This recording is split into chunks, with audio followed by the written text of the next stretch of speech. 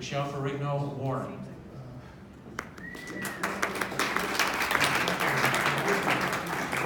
Thank you, Andy, for allowing me to be here. Well, good evening, everybody. I am so excited to see 2020. I don't know about you, but I know exactly where I was after that presidential election in 2016, and I thought, how are we going to make it to 2020? And here we are, and we have some opportunities. And I'll tell you, Senator Foote, I am with you on your popular vote, and if you could do something, and I will try to do some things around the way we do our primaries for president, I would be all for that. And I guess another thing, just to confirm that as you do run for senator in a statewide election, yes, you go beyond Broomfield and Denver and you visit our amazing, beautiful state.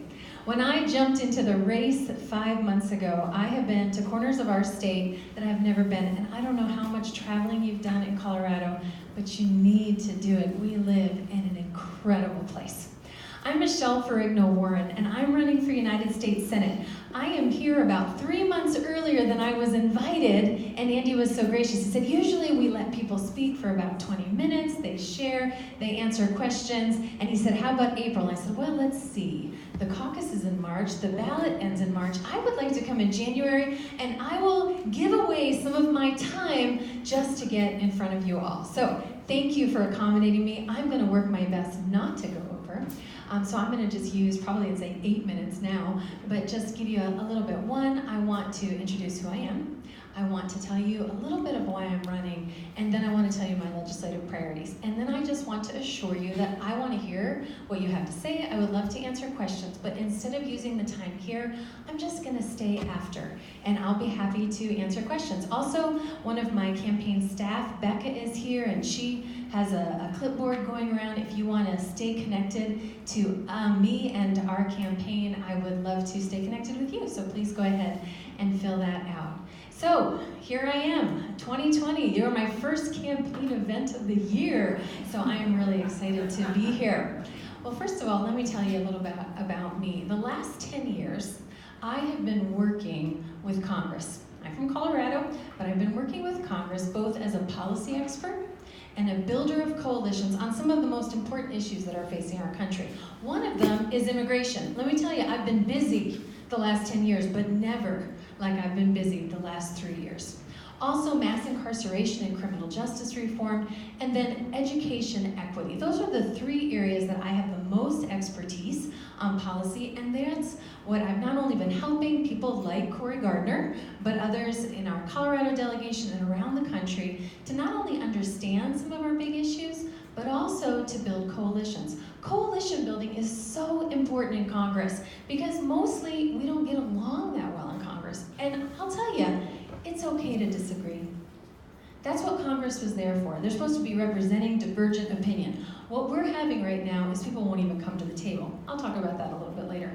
You know, if you had told me when I came out of college with my math degree, by the way, I heard there's a mathematician here. I just want to say good to see you. Usually there's at least one of us in the room. Tonight there's 2 of us. But when I left college with that math degree, I actually didn't know what I wanted to do, thought I wanted to go in business forecasting, but chose to teach 7th grade math in Dallas Independent School District. I taught in a school that was located in the projects. I actually lived with my students in Section 8 housing, and that's what I did for a few years before I returned to my home state in Colorado. When I came here, back here 23 years ago, I started a nonprofit, I mean not a nonprofit at that point, a home for homeless teen girls, and that my husband, I married my college sweetheart, my husband and I lived in, and then the next year together, we started a community development corporation in Denver called Open Door Ministries, and it is still there today. I stayed with the organization for a few years because I really wanted to work alongside our community and address issues of addiction and homelessness and poverty.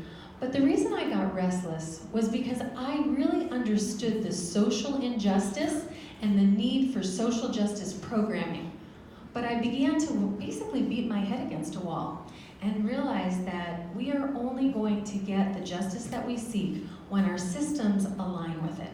And so I started to navigate into community organizing at a local level, then at a state level, and then I moved to a national level, mostly because I realized with a math degree, now I had started a couple nonprofits, I was in over my head. I didn't know what I was doing. And I thought if I'm gonna adequately be in that public policy world, I need to get more education. So I went and got my master's in public administration at the University of Colorado, and after working in local politics for about 5 to 10 years, I got picked up nationally quickly because the issue of immigration, which is one of my principal issues, is a federal issue. I don't know if you know much about Denver, but do you know, anybody know the intersection of Federal and Alameda? And so, okay, so I'll just let you know, I've lived in Federal and Alameda for almost 23 years. So to find out that I'm a national immigration activist and a policy specialist on immigration, really, the reason I found myself doing is I just wanted to be a good neighbor.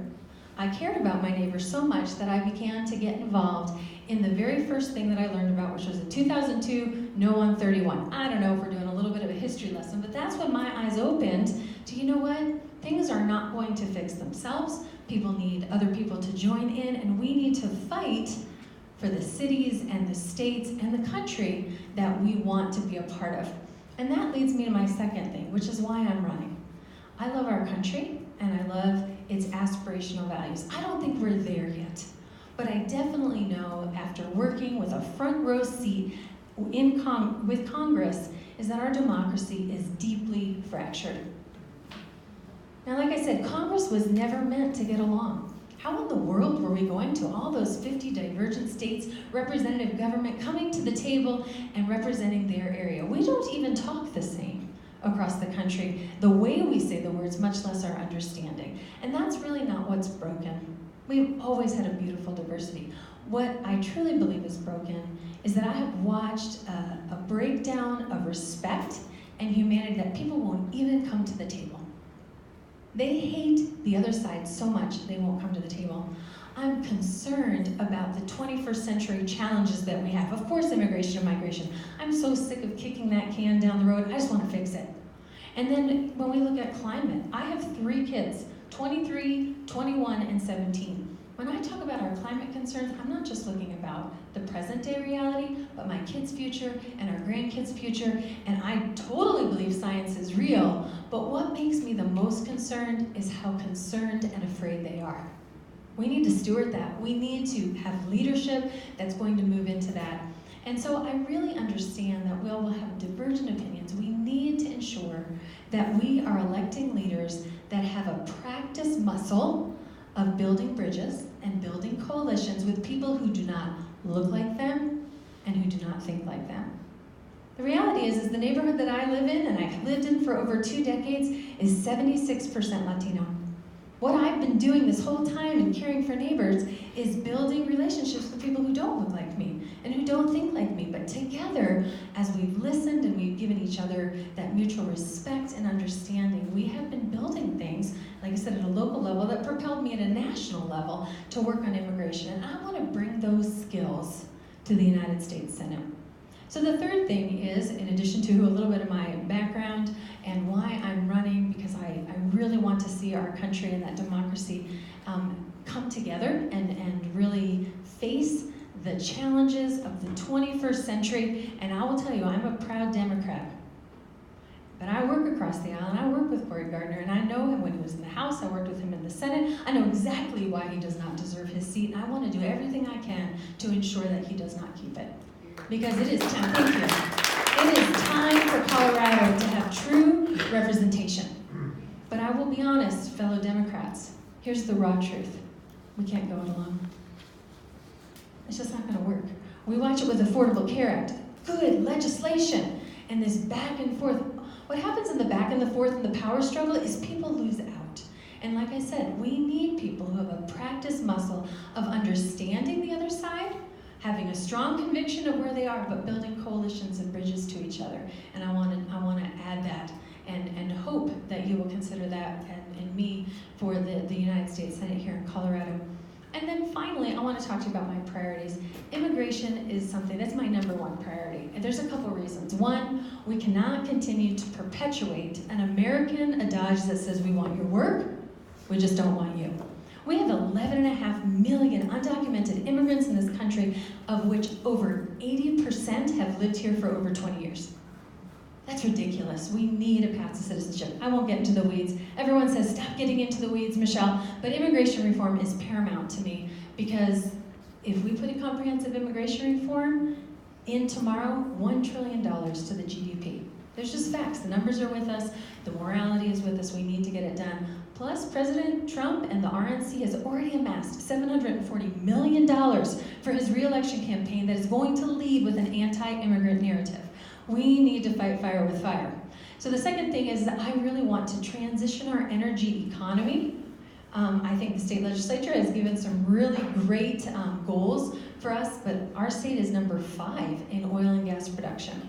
And so for us to say, well, we're going to end coal and we're going to end fracking yesterday, we're going to cripple us. And so we need to be very aggressive as we transition our energy economy to strong energy sources that are carbon-free and carbon neutral, so that we can really have not only clean water and clean air, but we can have the energy that we need.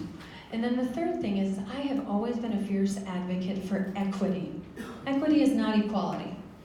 Equity, and I want to bring my desire and commitment to see equity in 3 areas: education, healthcare, and then affordable housing. So I will be here. I can answer questions after you're finished. I've got some, I got what every other politician has, candidate has. I've got paperwork and I've got business cards, but really, I'm just grateful to have your attention and to be able to share. Again, Andy, thank you for letting me come in January.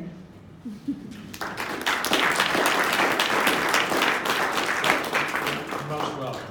It's not really my doing, it's what the whole Broomfield Democratic Party wanted to do, and we had time this evening, and so we're glad that you were here to give us a brief overview of your candidacy. Well, it's going to be decision time pretty soon in March, because March is a time of caucus, and this is when we look at the candidates and make some decisions.